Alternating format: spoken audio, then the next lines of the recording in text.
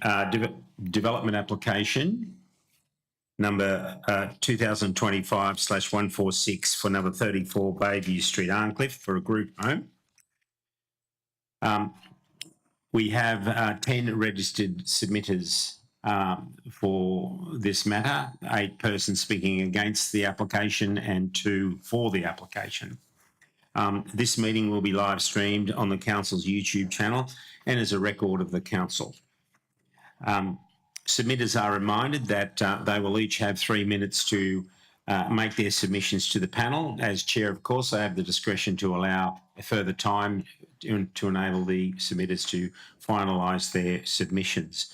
Can I ask that when you finish your submissions, please stay at the lectern, as the panel may have questions for you.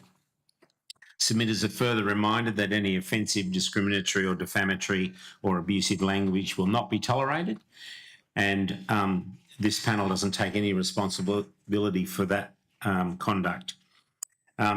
After all the matters on the agenda, in this case the one application, is dealt with, the panel will retire into a closed session to deliberate and make its determination. The decisions of the panel will be published on the Council's website in coming days.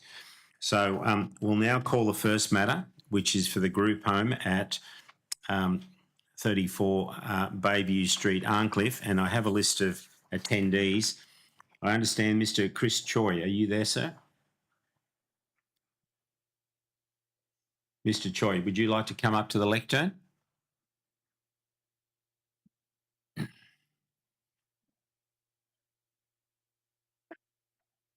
Please proceed.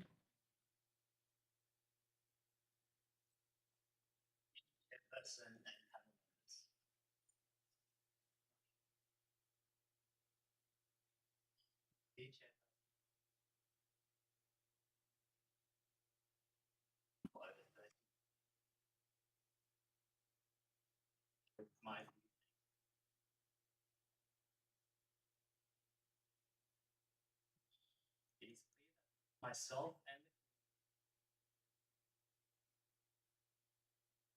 operated by our concerns.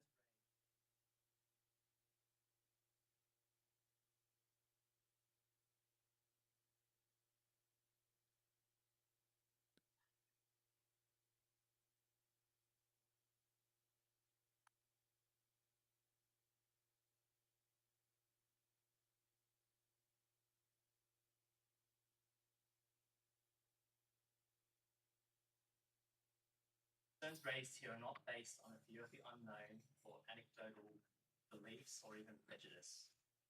This is what we have lived with day to day for the past 2 years. I submit that they are factual.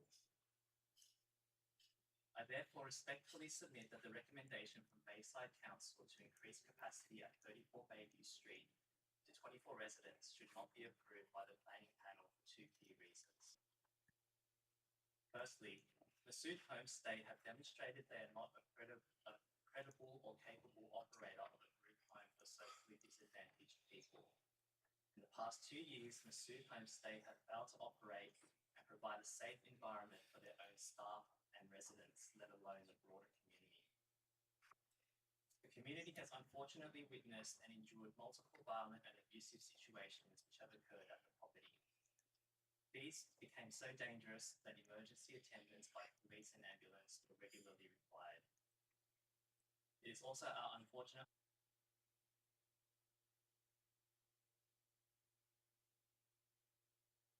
employment.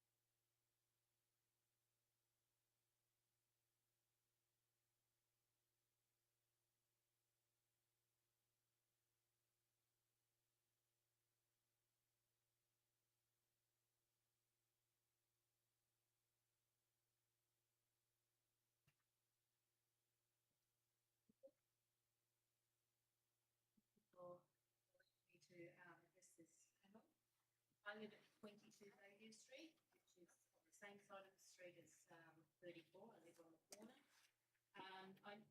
I would just like to address a few legal matters, if I may. I noticed that the paperwork that this says it was determined on the 4th of January, but notice wasn't given to us until the 12th of February, which is only 2 weeks ago and 5 weeks after the determination. So we've been a bit stretched to address this properly, but I'll do my best. Page 10 of the paperwork says the use is not defined as a boarding house, hostel or co-living housing. This is entirely what we are seeing. We are seeing there's co-living houses, but it's being advertised as of today. I checked today as such. There's photos showing a family, parents and 2 children. There's also a photo of 1 room with 4 bunks in it, whereas the application says that it must be 1 room, 1 person per room. So are they saying there's dad lives in 1 room, mum lives in another room, a kid lives in another room, a kid lives in another room? It's just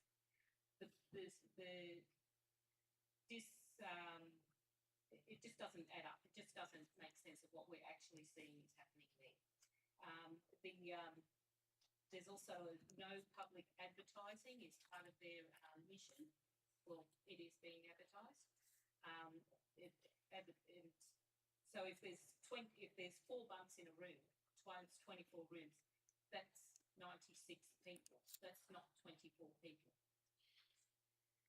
There's just so many people coming and going up and down our street at all hours. We don't know who belongs in our street. There's a visitor who's living there. No idea whatsoever. Just for the first time now, I've just met the person who's supposed to be running the show there. Never met him. Never seen him. It's just none of it is making sense to us. Further, page 13 of the application refers to part 3.6 of Council's DCP, which says Bayside Council has the discretion to require a social impact assessment. Well, there was no social impact assessment paperwork, so I presume Council has taken the discretion that wasn't necessary. The social impact amenity accessibility has also been disregarded, so that if in Council's own paperwork you're saying that it's supposed to be for people with disabilities and such, and that is not what we're seeing. No, yes, please continue. Thank you.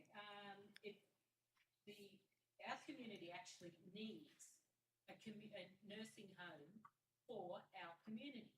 We don't need a group home for people who have no association with our community whatsoever. They're being delivered by buses. As of this afternoon, there was a bus delivered by buses from who knows where and just appearing in our street. I might add there was also 2 ambulances and a police car as I was leaving this afternoon. I hope you're not referring to the bus that dropped the panel off, because that was us. That could be it. Right. Okay. That I don't know. I didn't witness it was coming on and off. But I'm sure that you weren't part of the ambulance and police situation. That was happening as we were leaving. The other thing that I'd like to mention, page 38 of the thing says the council requires that the properties are built on 2 lots, and council has required that those 2 lots be consolidated prior to commencement of this home. I work for lawyers, so I was able to have a look online, and I can see that has not happened, and that was a council requirement. That hasn't happened. There's many other, they're saying there's rules. Well, I have observed the people that are going in there, no offence to them, but they don't speak English. How are they expected to interpret rules? They can't, they're just not able to do that. So I don't know how these rules are ever going to be implemented. And I also noticed, as an aside, that there's a letter here from attached to the paperwork from Wesley Mission, It provides no contact details whatsoever of the person from Wesley Mission who, there's no phone number, there's no email.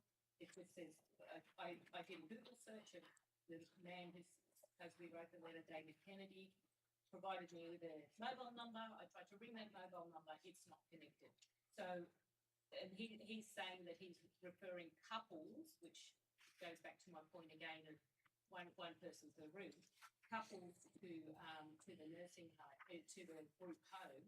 And my query was going to be to him, how many referrals do come from Wesley Mission?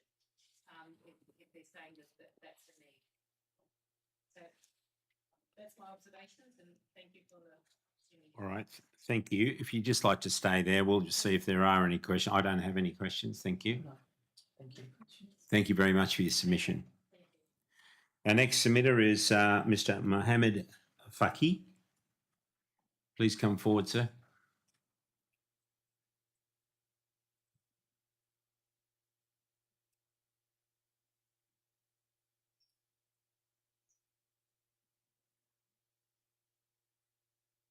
Yeah, hello. Okay.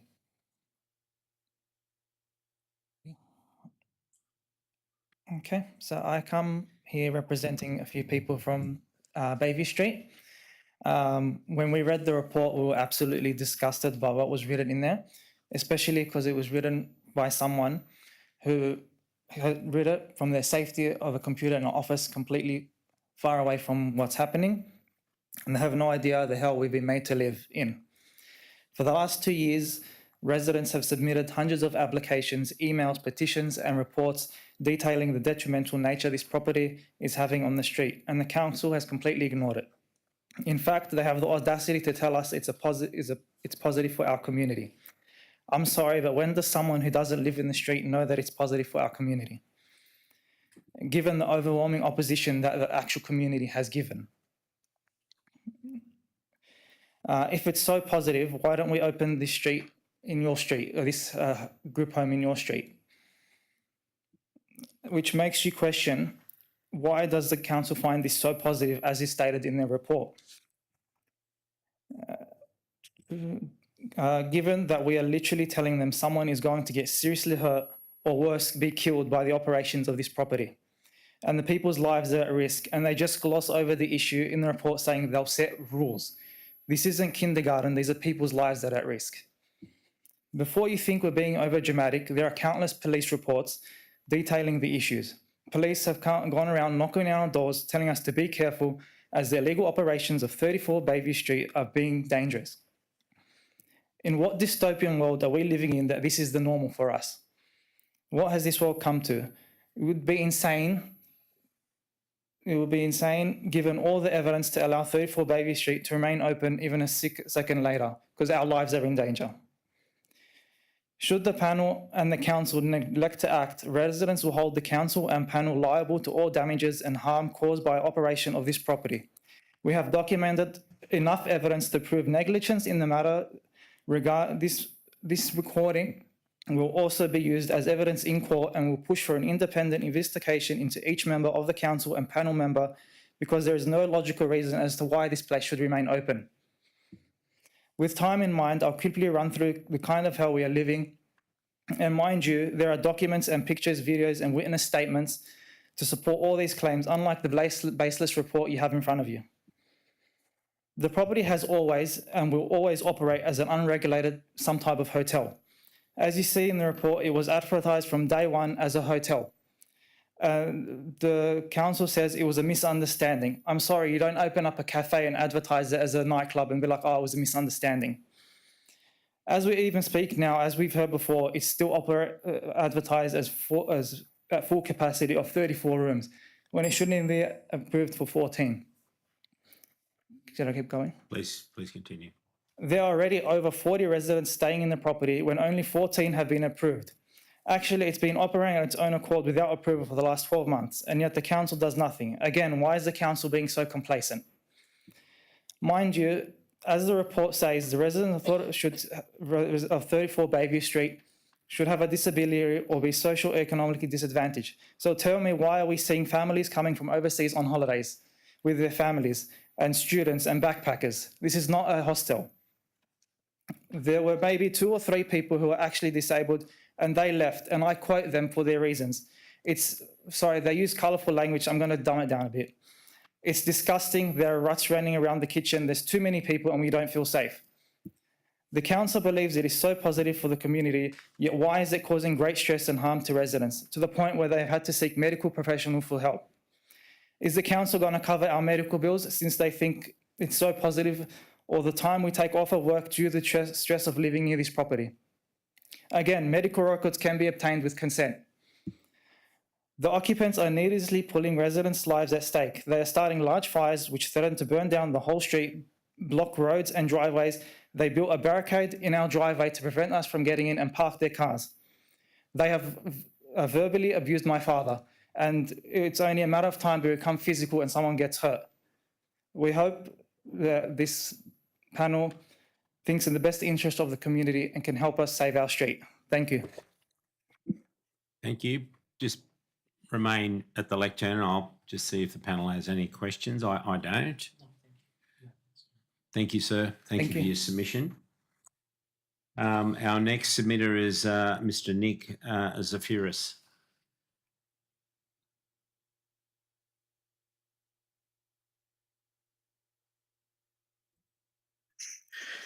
Chair and panel members, I speak on behalf of the adjoining owner on 36 Bayview Street. We recognise the need for supportive accommodation. Our concern is not the concept, it is the scale of this proposal and whether the operational safeguards relied upon are genuinely enforceable over time. Scale, we're talking 14 to 24, and we know it's been operating much longer than that. This is a substantial intensification beyond a typical dwelling. With rotating staff, visitors and service providers, the operational impact must be assessed in practical terms, not just by land use label. Secondly, parking and traffic. We acknowledge the traffic impact assessment prepared by AMH. However, its conclusions rely on assumptions, including limited resident vehicle ownership and staggered staffing patterns. Historically, Bayview Street did not experience parking stress at the level we now see. In recent years, on-street demand has increased materially. It is now common for residents and visitors to struggle to find parking close to their homes. In a street already operating near effective parking capacity, even modest additional demand has tangible impact. If the AMH conclusions depend on those operational assumptions, they should be secured through clear, consistent consent conditions. Otherwise, over time, real-world operation may diverge from the modelling. The set minimum of 2 parking spaces may meet a statutory baseline, but it does not resolve cumulative street impact. Point 3, management and compliance. We note that a plan of management has been submitted. However, the issue is not the existence of a document, it is whether its provisions are enforceable and subject to review. This proposal relies on operational controls, parking management, supervision, waste handling. Conditions only protect neighbours if there is monitoring and escalation when they are breached. And you've heard of many examples of that today. Given the site's recent operational history, including short-term style advertising, neighbour confidence in enforceability is directly relevant to the public interest. If approval is contemplated, we respectfully request incorporation of the operational management plan as a binding condition, clear, measurable parking and staffing controls, a publicly displayed 24/7 manager contact, a 12-month post-occupational compliance review. That's just some initial suggestions. Finally, the lived experience and local character. My family has lived in Bayview Street for over 50 years. We have seen this street evolve carefully over decades. Bayview Street is aptly named, overlooking the Bayside that defines this municipality. It is a signature residential street within the LGA, and its character deserves careful stewardship. We are speaking from lived experience of how this property has already operated and the impacts that have occurred. Its character and amenity matter deeply to those who have invested their lives here. For those reasons, we respectfully request refusal or deferral pending strengthened operational safeguards proportionate to the scale of this proposal. Thank you. Thank you, Mr. Severis. If you just like to stay there, and I'll see if the panel has any questions. No questions. Thank you very much. Our next submitter is Ms. Kathleen Quirk. Please come forward, ma'am.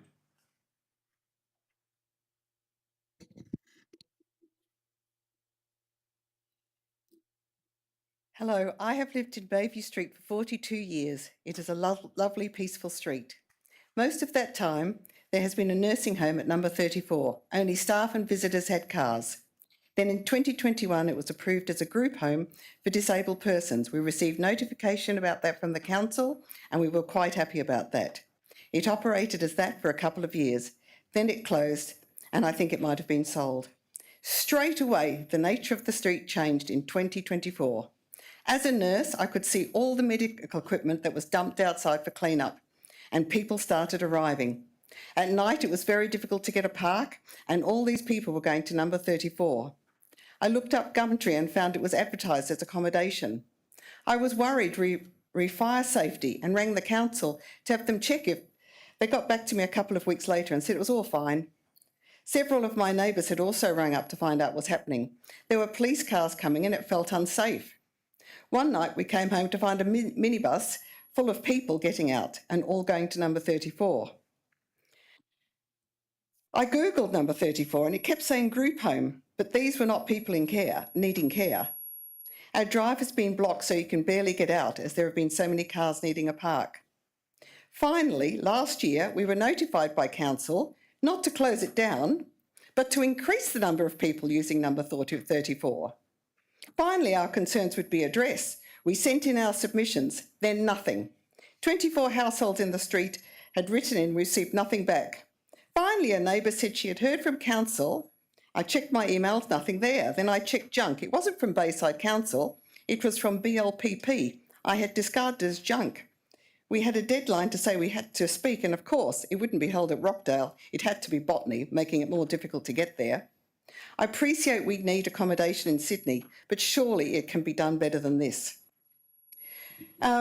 We have wanted to know from the council if you have answers to this. We want to know how you think people are advertised to come to this home. I also want to know if there's an on-site manager 24 hours a day. I also want to know if there's records of how many times the police have called. As we were leaving, there was a police car and 2 ambulances. So, you know, there's often been, you know, there are police cars up there. And I just feel, you know, let down by the council. We all tried to contact them to say, look, this isn't a group home for disabled people. This is now, you know, all types of people are coming here. And that's okay if that's what the council knows and the council's agreed and we've all agreed and we know that there's safety measures.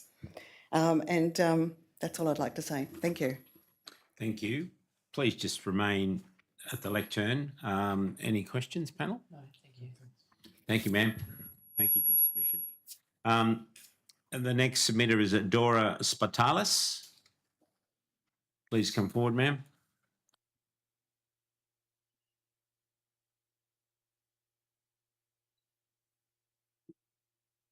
Thank you, everyone.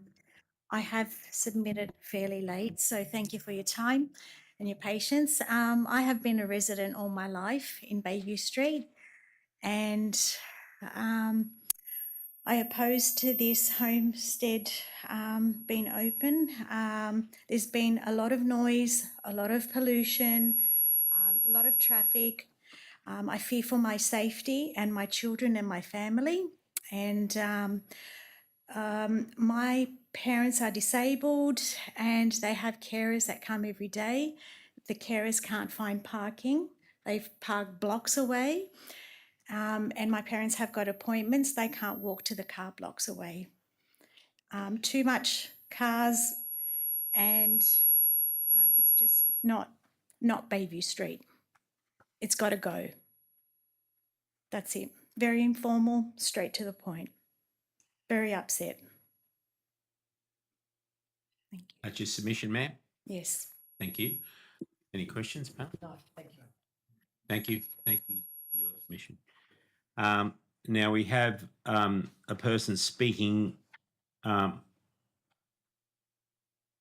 for the centre itself, Mr. Omar Bouznina. Are you there, sir? Yeah. Thank you. So you've heard the concerns of the residents, so you might want to address some of those matters, or all of them, if you can. Yeah. Okay, I'm Omar Bustina, the new manager, since now 3 months. I hear what the people said, and I think, I mean, since I'm the manager, I'm going on the right way.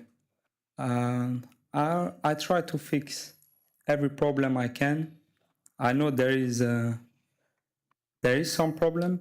I will not ignore that, but I think we can fix everything. So first of all, the first thing that I know it's a big problem, and I know it's a big problem for all of the people here, it's the parking. So I try to fix that problem. Not everyone has a car, but some of them drive a car, so I will fix that problem. I didn't fix it yet, but I'm trying to find a way to fix it completely. So secondly, I heard some people say there is a 40, 50, even 96 people living there. Okay, no. Before I was managing the place, I know it was 34 people used to live there. Now there is 24. We have 24 people living there. One in a room, not two, except of there is 3 couple. So that's the only people who live together in the same room. We have also 6 people working there, so 24 plus 6, so there is 30 people in total. But on the 6 people working there, not all of them living there. 3 of them living there, and 3 of them doesn't.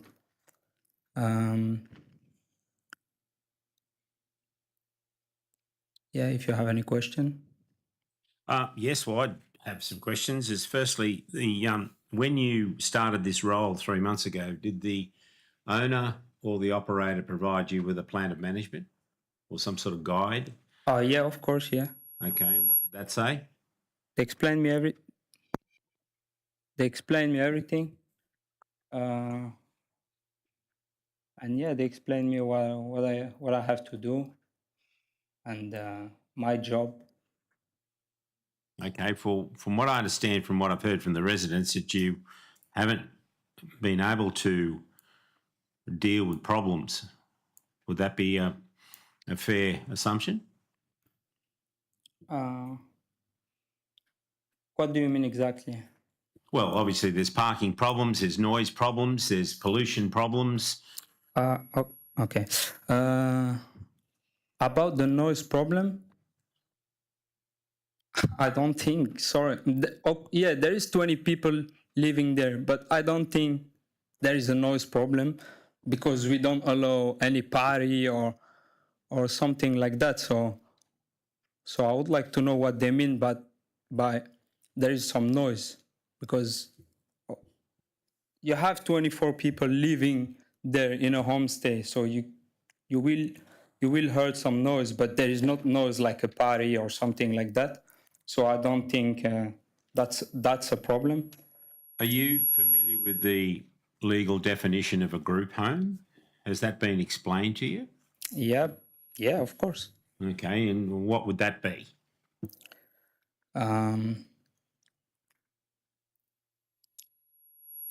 So What do you think it means?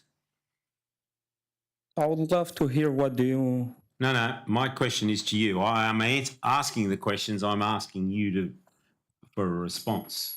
Group people is some people living there. Right. They're sharing the kitchen. Okay. Yeah. All right.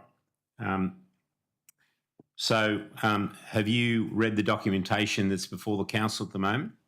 Of course. You want to make any further submissions with respect to that material? Like the plan of management's a good starting point.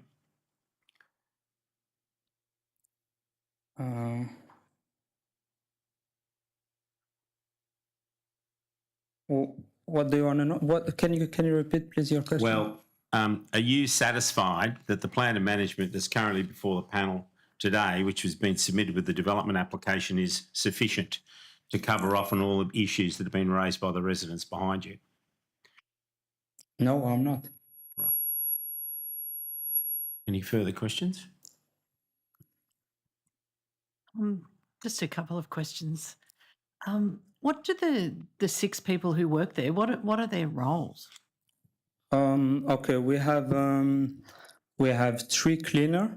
One of them is here with me today. One people who clean the room when someone move out or some like that. We have one man who put the bins outside, who clean the kitchen, and who clean the 2 toilets, because in total we have 8 toilets. So yeah. Okay. How long do residents typically stay at this establishment? So we ask at least 3 months minimum. And how long do people typically stay? Okay, we have, from what I know, there is some people they used to came at the beginning. So when they opened 2 years ago, not few. I mean, maybe 4 or 5 people. They used to live there since 2 years. Do some people come and go within that 3-month period? At least 3 months. Yeah. Right. So you've been there for a couple of months and you're operating it consistent with the plan of management that you received when you started the job. Would you say that should this application be approved, you would continue to manage it consistent with that sort of approach and that sort of standard of management? That's a good question. And what's the answer? The answer is we're not perfect. I'm talking about the manager. We're not perfect yet, but I'm doing everything to make everyone happy. The people behind me, I want them to be happy in few weeks, in few months. I want them to come and see me and say, oh, okay, we don't have any complaint. You did a great job. Thank you. Okay, that'll do. Thank you. Do you currently live on the site? Yes, I do. Okay.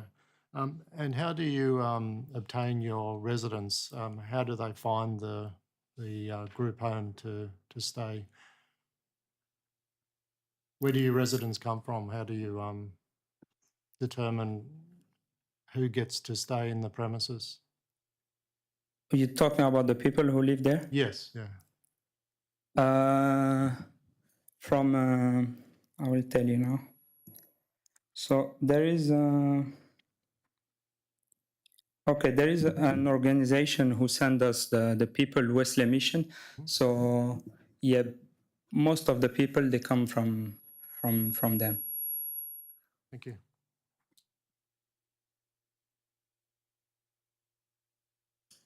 Thank you, sir, for your submission. You're welcome. Thank you.